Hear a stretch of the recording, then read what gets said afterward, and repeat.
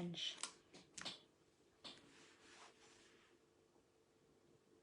Start. Shabbat Shalom à chacun de vous. Voilà, nous voilà de nouveau réunis pour une nouvelle paracha qui aujourd'hui sera la paracha Rukat, qui veut dire décret, et que nous allons essayer d'expliquer, mais nous n'allons pas nous attacher à tous les points. On va simplement regarder quelques points de cette paracha qui est riche, comme toute paracha, et qui pointe sur quelque chose de bien précis. Donc, si vous lisez la paracha Rukat, qui commence avec Bamidbar, nombre 19.1 jusqu'à 21, 22.1, d'accord. Et nous avons dans l'Haftara, nous avons Juge 11.1 jusqu'à 33. Ici, donc, cette paracha, elle nous parle d'une part de la génisse rousse, des eaux de Mériba, du passage à travers des dômes refusés, de la mort d'Aaron, du serpent de bronze, le voyage à Moab, le roi Sichon vaincu. Donc on voit qu'il y a beaucoup de thèmes. Mais nous allons regarder en particulier, avec l'aide de certains commentaires, deux points, qui sera la génisse rousse et le serpent de bronze. Pour les autres, vous pouvez aller, si vous parlez anglais, vous pouvez aller sur mon blog, dont on vous mettra le lien, pour ceux qui lisent l'anglais. Donc voilà, ici je vais quand même lire certains passages, commentaires, et expliquer, parce que c'est intéressant de comprendre que pour ceux qui parmi nous viennent des nations, ce qu'on appelle dans la plupart des traductions que nous avons aujourd'hui les gentils, gentil c'est un mot assez vague, mais en fait on parle de nations ici, des nations. Et il faut comprendre le terme de nation aussi.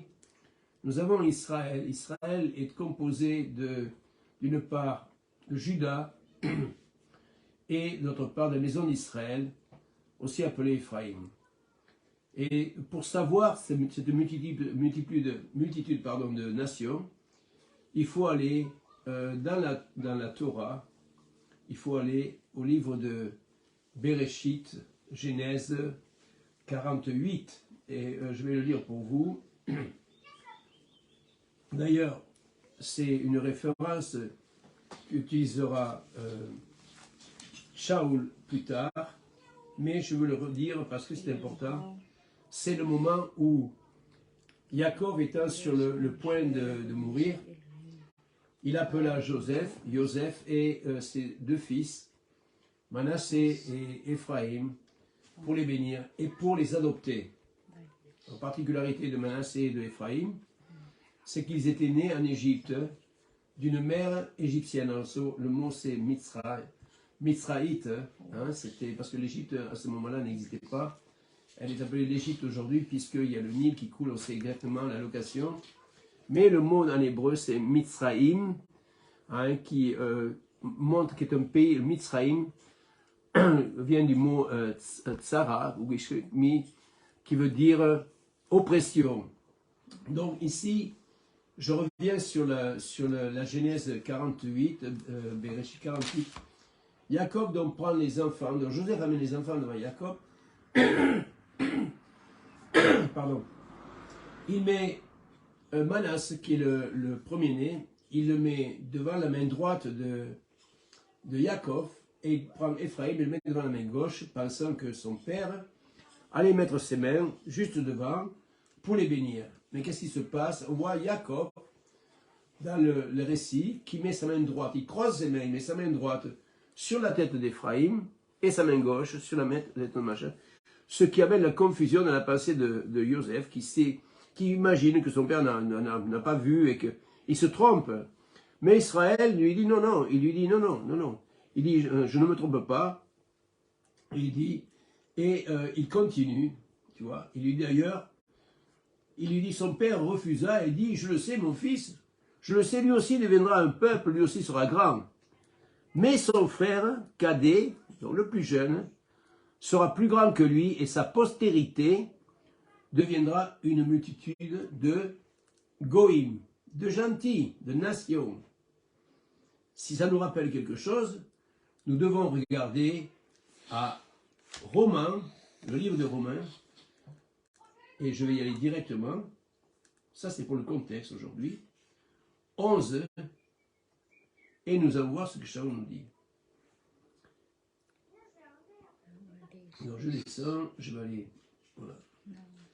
Il dit voilà, Romains 11, 25, il dit, car je ne veux pas, frères, que vous ignoriez ce mystère, il appelle ça un mystère, afin que vous ne regardiez point, vous ne vous regardiez point comme sages, c'est qu'une partie d'Israël est tombée dans l'endurcissement jusqu'à ce que la totalité des gentils, des goïms, soit entrée. Et ainsi, 26, et ainsi tout Israël sera sauvé. Donc voyons ici que Shaul est en train de parler de certains goïms.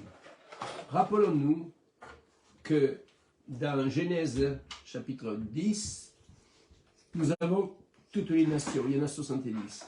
Il n'y en a pas 198 ou je ne sais pas 196, comme il nous est dit aux Nations Unies. Okay? Il y a 70 nations. Donc, et ces nations, nous avons aussi Éphraïm, qui est devenu une multitude de nations, Mélo Agoïm, et c'est ce dont fait référence Shaul dans Romains 11, 25. Quand il parle de gentils, de païens, si vous allez voir dans le mot grec, vous allez toujours voir le mot ethnos. Ethnos, c'est nation. D'accord? Donc ça, c'est important de comprendre pour revenir à ce que nous avons aujourd'hui. Donc nous avons deux groupes. Nous avons d'un côté Juda et d'un côté nous avons Israël ou Éphraïm. Et c'est important de comprendre parce qu'à ce moment, quand nous sommes dans le désert et nous voyons que ce rouka de la vache rousse nous est donné et qu'il est très mystérieux. Alors on va voir que dans le judaïsme, eh bien, il y a une difficulté pour comprendre ce rouka. Ok? Et attendez, je suis en train de le rechercher, excusez-moi, je vais le retrouver rapidement. Alors, ici,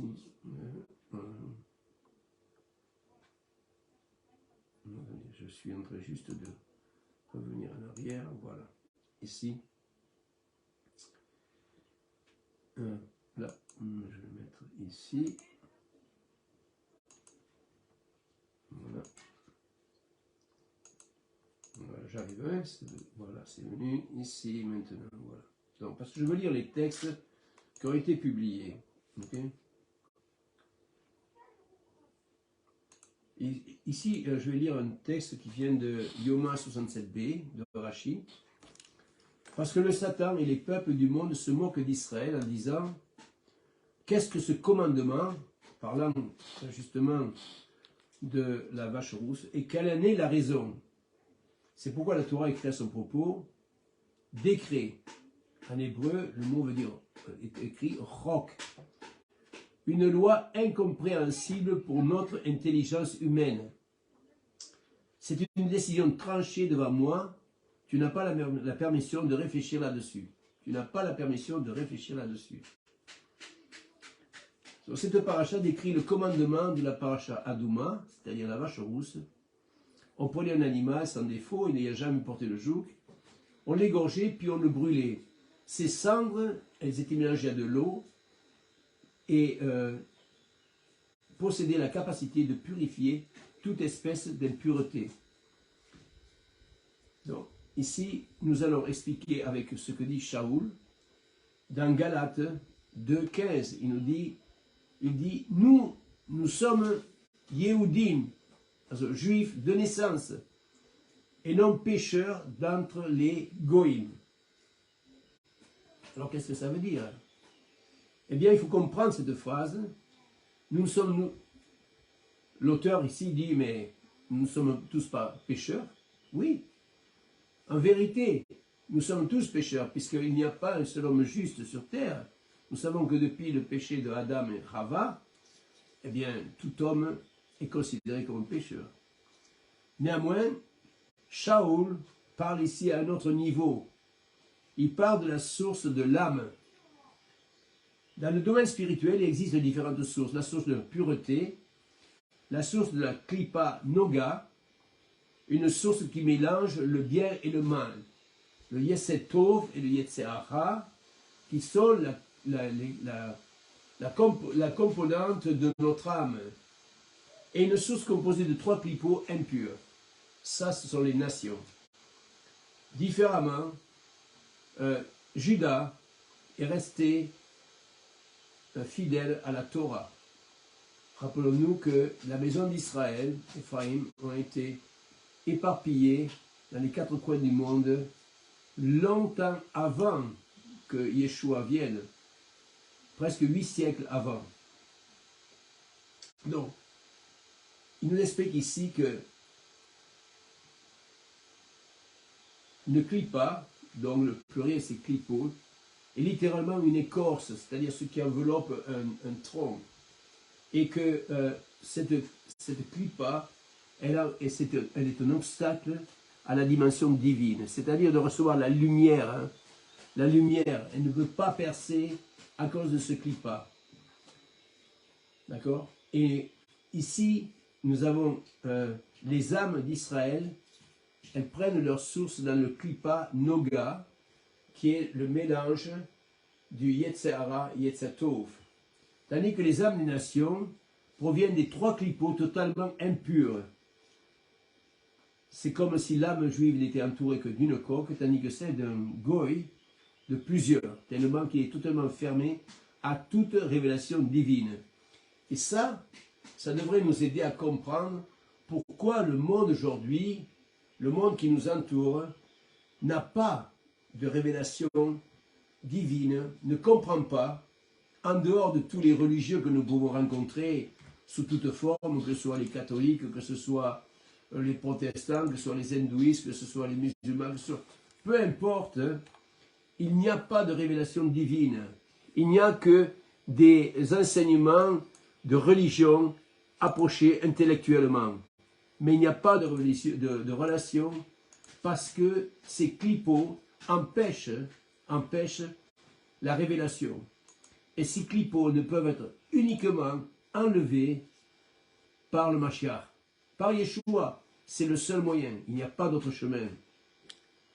Yeshua lui-même dit, je suis le chemin, la vérité et la vie. Donc il n'y a pas d'autre choix. Il faut passer par Yeshua afin que ces clipots soient enlevés pour recevoir une révélation divine. Chacun d'entre nous qui marche dans la révélation de Yeshua a été délivré de ces clipots. Donc il faut comprendre cela. Et il y a un texte de Charles qui nous confirme cela, dans Éphésiens 2, 13, 19. Il dit, et je lis, « Mais maintenant, en Yeshua le Messie, vous qui étiez jadis éloignés par les clipots, vous avez été rapprochés par le sang du Mashiach. » Le sang, rappelons-nous, le sang de la vache rousse, qui a été égorgée en dehors du camp, nous le verrons après, et dont les sangs ont été mélangés avec de l'eau pour purifier celui qui le recevait. Car il est notre paix, lui qui des deux, c'est-à-dire Yehuda et les nations, n'en a fait qu'un, et qui a renversé le mur de séparation. Ce mur de séparation, au 1er siècle, était vraiment physique, puisque dans le temple, si nous regardons des copies de ce qui a été reconstruit du temple durant la période du 1er siècle, nous voyons que la cour intérieure, il y avait un petit muret d'environ 80-90 cm, avec des espaces à chaque rentrée du temple, aux portes du temple, avec un petit panneau qui interdisait à tous ceux des nations, sous peine de mort, de décret de mort, de outrepasser ce mur. C'est ce mur. Ce mur, il a été enlevé. Pourquoi? Parce que maintenant, nous avons tous accès, juifs ou non juifs, à ce temple qui représentait la présence de Elohim. L'inimité ayant supprimé par sa chair la Torah des ordonnances dans ses décrets, Rukot, afin de créer en lui-même, avec les deux, Yehuda et Ephraïm, la maison d'Israël, un seul homme nouveau. Rappelons-nous ce que Paul dit, Shaoul dit, il nous dit que si quelqu'un est un Mashiach, il est une nouvelle créature, en établissant la paix et de les réconcilier l'un et l'autre en un seul corps, avec Elohim à travers le bois, en détruisant par elle la haine. Il est venu annoncer la paix à vous qui étiez loin, les Goïms, et la paix à ceux qui étaient près, les Yehudim, car par lui nous avons les uns et les autres accès auprès du Père. Dans un même esprit, ainsi donc vous n'êtes plus étrangers, ni des gens du dehors, mais vous êtes concitoyens des Kedoshim, des saints, gens de la maison d'Elohim. Donc nous sommes réconciliés par l'œuvre de Yeshua, qui lui est devenu cette vache rousse, qui a pris les péchés sur lui-même, et qui par son sang nous a aspergés spirituellement pour nous rendre purs devant Elohim. Donc ce n'est pas notre œuvre, c'est l'œuvre du Mashiach, c'est l'œuvre de Yeshua, qui lui a accepté de prendre sur nous ses péchés. À cette occasion, on peut lire Yeshayahu, Isaïe 53, qui nous fera comprendre la dimension de l'œuvre de Yeshua, qui a abandonné sa vie pour nous. Ici, on nous dit, le Messie enseigne dans Matthieu 5 que jamais la Torah ne sera abolie. Rappelez 5, 17. Hein? Et Shaul dirait-il le contraire? Bien sûr que non.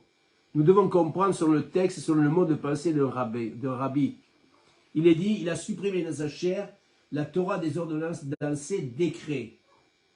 Nous l'avons déjà dit, la Torah signifie enseignement, un mode d'emploi, et non une loi. Charles dit ici que le Messie, par sa mort, a supprimé l'enseignement des ordonnances dans ses décrets. Donc ce qui a été effacé, ce sont les conséquences des décrets. C'est-à-dire que dans la Torah de Moshe, il existe des enseignements qui prennent leur source dans certains décrets, et ce sont ces enseignements qui ont été cloués au bois, car ce qui fait la force du décret a disparu dans le Messie. Donc c'est la force et les conséquences qui sont par ces décrets. Okay. En hébreu, un décret se dit chok. La vache rousse, ce sujet de notre paracha, c'est un décret, un chok, qui purifie tous ceux qui ont été en contact avec un mort. La plus grande de toutes les impuretés, puisque la mort, c'est l'échec sur cette terre. La mort, c'est un échec. En fait, c'est ce qui va disparaître en dernier. Mais nous savons que la mort est rentrée sur terre. Elle est rentrée par le fait que Adam et Chava ont désobéi à la parole de Elohim. Donc ici, il faut comprendre que cette mort, elle est temporaire jusqu'à ce que le Mashiach revienne. Et donc, le but de la vache rousse, par sa mort, qui avait lieu à l'extérieur du camp d'Israël, est capable de briser les 3 clipots impurs, chose tout à fait impossible pour tous les autres sacrifices offerts au temple. Rappelons-nous qu'il est dit dans les Écritures que les corbanotes, ils n'avaient pas la puissance d'enlever le péché, mais de le couvrir. Tandis qu'ici, nous avons Yeshua qui, lui, par son korban, a été capable d'enlever les péchés et de purifier ce qui est impurifiable. Ici, il est écrit par les sages, pourquoi est juxtaposée la section de la mort de Myriam à la section de la vache rousse? Pour te dire, de même que les sacrifices apportent l'expiation, de même la mort des justes apporte l'expiation. Donc l'association ici nous montre que le juste, le tzaddik, arrive à porter l'expiation. Et le tzaddik, avec le grand L, c'est Yeshua qui apporte l'expiation pour nos péchés. Aucun sacrifice offert au temple n'était capable de racheter les fautes volontaires et de purifier ce qui ne peut l'être, sauf la vache rousse et la mort d'un sadique, d'un juste. À ce propos, nous devons revenir vers le livre aux Hébreux, et où l'auteur nous dit, dans le chapitre 9, il nous dit, alors je vais le mettre en français, parce que je me mets en français, ici, car le sang des boucs et des taureaux et la cendre d'une génisse, aspergeant ceux qui ont été souillés, sanctifie pour la purification de la chair,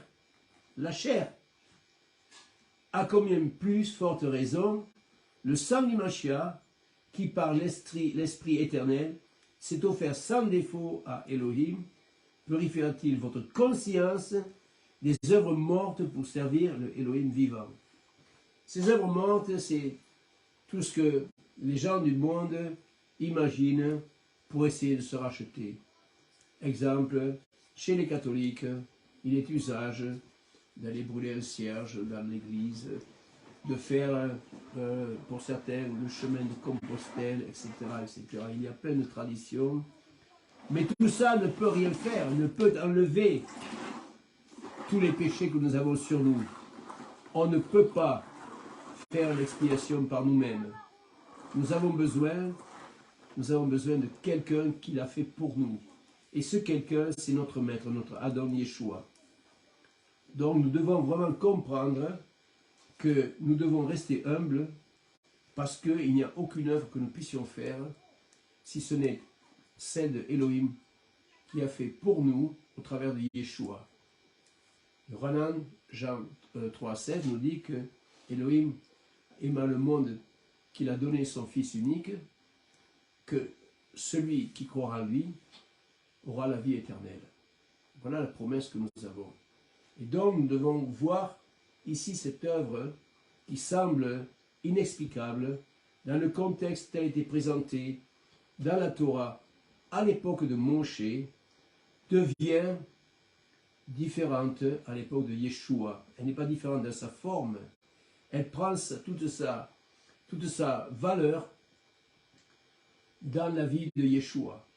Et chaque fois qu'il y a des rocs dans la Torah, il faut regarder vers Yeshua pour comprendre. Et il y en a beaucoup de décrets qui semblent ne pas être compréhensibles dans la Torah au moment où les enfants d'Israël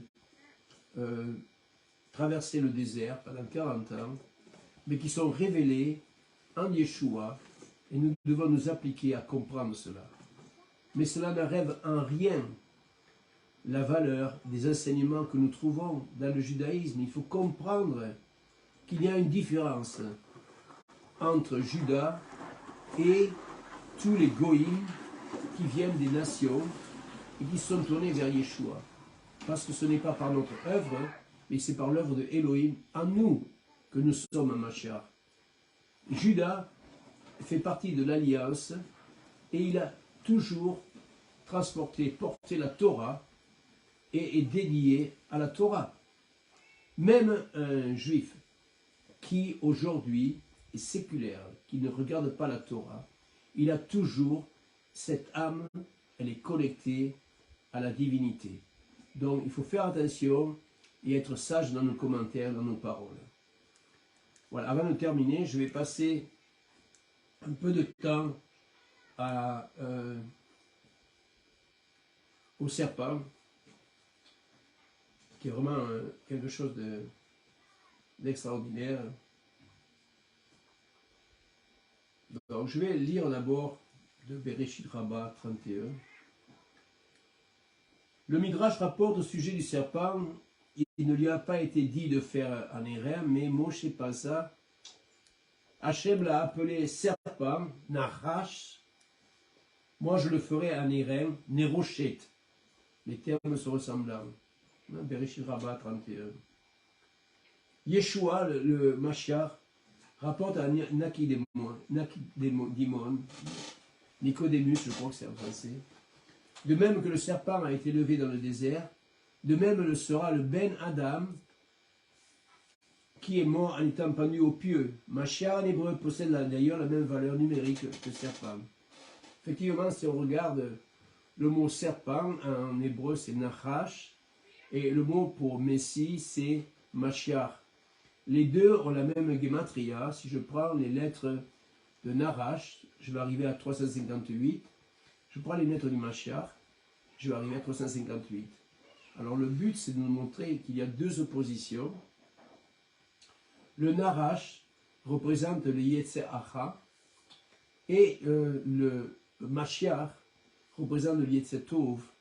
Les deux parts qui sont en nous, on le retrouve dans la nature de Isao avec Yaakov, c'est la même chose. Isao représente le Yetzer Hara, la mauvaise inclinaison, et Yaakov, le Yetzer Tov, la bonne inclinaison. Et ça, ce sont les deux parts qui sont en nous.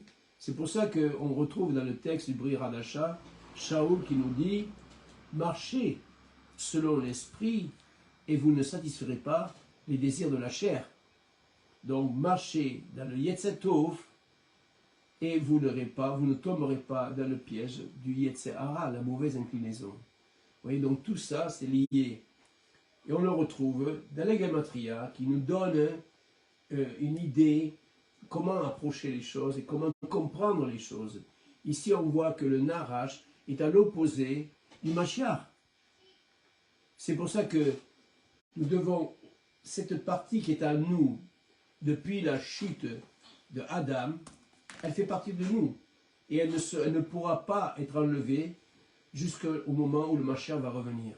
Donc nous sommes livrés à cette bataille spirituelle entre le Yetzer Hara et le Yetzer Tov.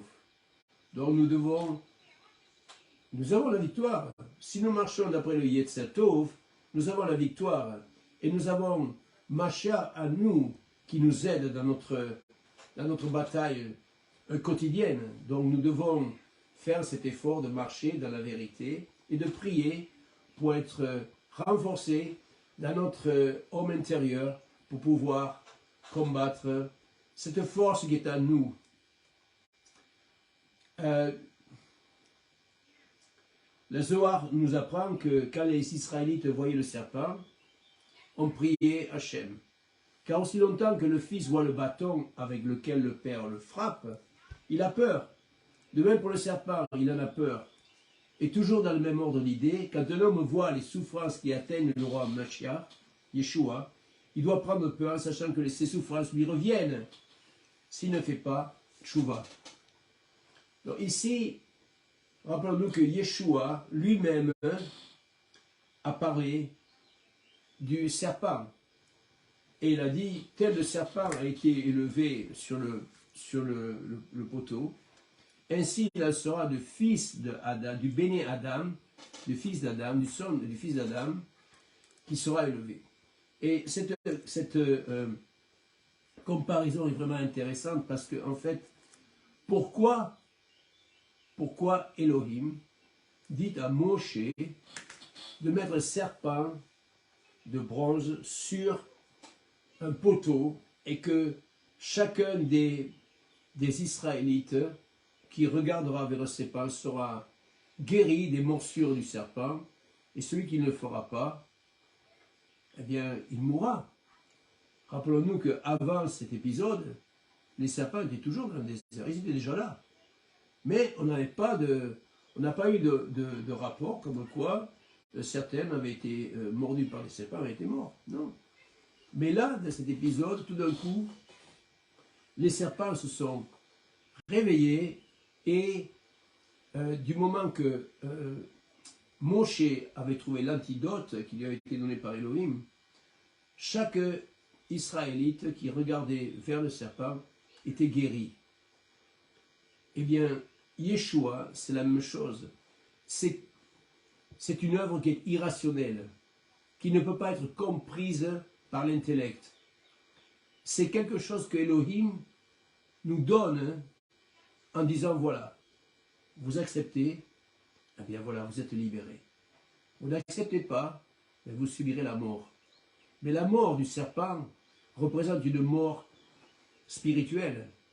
Parce qu'aujourd'hui, si quelqu'un du monde ne regarde pas vers Yeshua, eh bien il vit. Il vit le temps qu'Élohim lui donnera. Ses jours sont comptés, ses jours, car c'est Élohim qui donne la vie et qui donne la mort. Donc, ici nous comprenons que Yeshua est la médecine. Il est la médecine à notre âme, que c'est la seule solution, choisie par le maître de l'univers. Tel il a été dans le désert avec Moshe. C'était complètement irrationnel. Certains accusaient Moshe de faire tout ce qu'il voulait, mais Moshe ne s'est pas laissé irriter par ça. Et tous ceux qui ont cru en ce que Moshe leur a dit, eh bien, ils ont été guéris des morsures du serpent. Aujourd'hui aussi, nous sommes guéris par l'œuvre de Yeshua, en regardant vers lui, qui est le médiateur et qui est notre sauveur. Eh bien, nous sommes guéris de la mort qui est causée par le Narash, le serpent, ce Yetzehara qui est en nous et qui nous détruit si nous ne faisons pas quelque chose. Donc nous devons réfléchir, et quand nous voyons quelqu'un, eh bien nous savons que s'il n'est pas en Yeshua, la lumière qui vient de Hachem n'est pas en lui.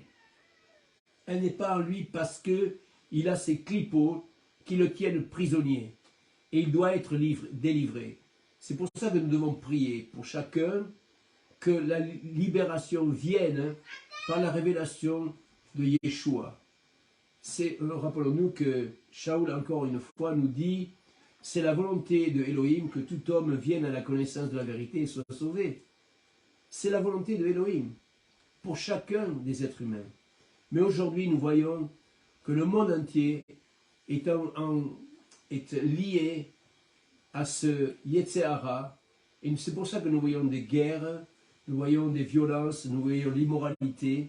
Tout ça, ça vient de la mauvaise inclinaison, d'une arrache qui a intoxiqué l'humanité. Et plus les péchés sont abondants, plus la force du Narash grandit, plus la force du Yetzehara grandit. C'est pour ça que nous devons chaque jour marcher dans la lumière et prier chaque jour pour être fort, pour pouvoir tenir tête à ce Yetzehara qui est en nous et laisser le Yetzetov dominer. Voilà la parole que j'avais pour vous aujourd'hui. Je vous remercie pour votre écoute. Si vous avez aimé, bien vous appuyez le petit bouton, le clic là, like, et vous mettez aussi, vous appuyez la petite cloche pour être informé des prochaines vidéos que je posterai. Je vous remercie, je vous souhaite une bonne fin de Shabbat et une bonne semaine à venir. Qu'Elohim nous garde tous dans sa vérité au travers de sa Torah et de son Mashiach, Yahushua. Soyez bénis et à la prochaine fois.